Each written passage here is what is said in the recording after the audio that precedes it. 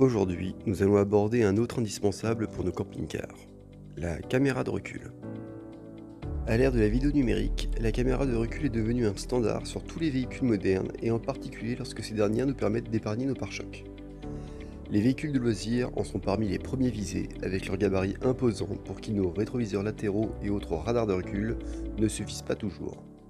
Il existe actuellement plusieurs catégories de caméras de recul qui permettront de répondre à tous les besoins que vous pourrez rencontrer.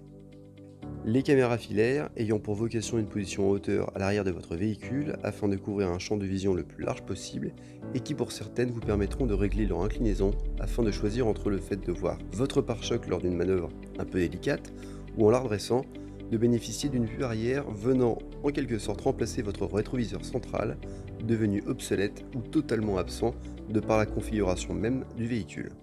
Certains modèles double optique vous permettront même de bénéficier de ces deux points de vue grâce à leurs deux caméras, couvrant ensemble l'intégralité de ce qui se passe derrière votre véhicule. D'ailleurs, l'inclinaison, parlons-en. Il n'est pas rare de se retrouver déçu en découvrant que l'angle de notre caméra est finalement bien trop bas et nez à nez avec notre porte-vélo fraîchement monté.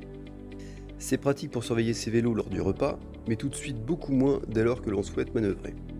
Par exemple, certaines marques comme Chausson, dont la caméra est montée d'usine et directement intégrée dans la carrosserie du véhicule, ne permettent pas de modifier l'inclinaison.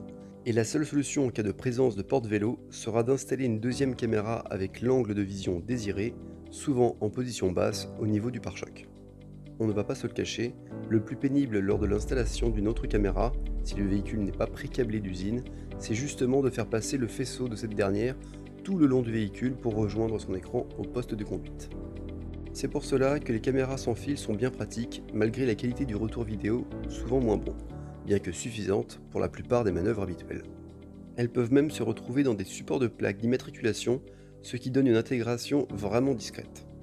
Le retour vidéo de votre ou vos caméras peut être intégré sur votre écran de poste multimédia, si celui-ci est compatible, ou rajouté de façon indépendante sur votre tableau de bord à l'aide d'un moniteur dédié.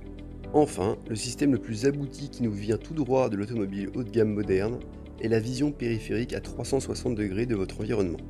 Grâce à ces nombreuses caméras disposées autour du véhicule et à la restitution logicielle de votre environnement de manière naturelle, vous bénéficierez de l'aperçu de tout ce qui vous entoure.